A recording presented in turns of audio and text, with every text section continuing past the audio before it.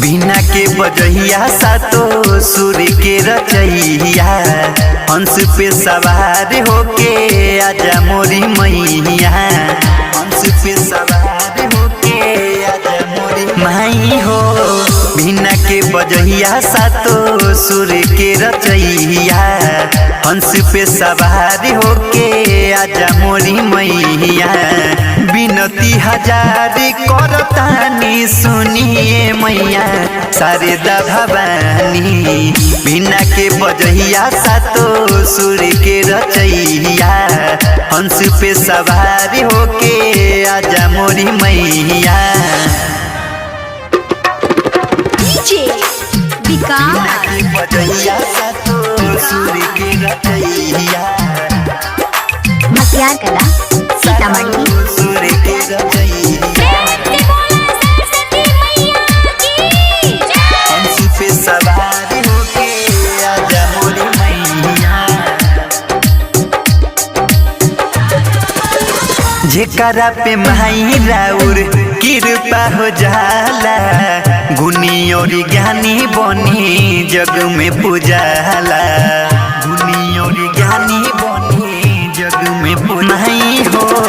स्वर में तुझे कहा समा जालू माई, सुर सरगम के वो ज्ञाता कहाई, ज्ञाता कहाई। मूर्खा भी बन जाला ज्ञानी सुनी है मैया शारदा भवानी, बिना के बजहिया सातो सुर के रचैया, हंस पे सवार होके आजा मोरी मैया। बिना के बजहिया सातो सुर के रचैया, मसियार कला सीतामढ़ी सुर के रचैया, सवार होके आजा मोरी मैया। सूरदास कालिदास के कवि बनैलू, वाल्मीकि जी से तू रामायण लिखबैलू, वाल्मीकि जी से तू रामायण लिख माई हो।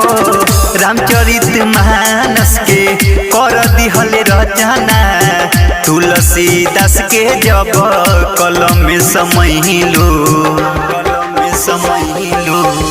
करतनी केतना बखानी सुनी है मैया शारदा भवानी, बिना के बजहिया सातो सुर के रचैया, हंस पे सवार होके आजा मोरी मैया।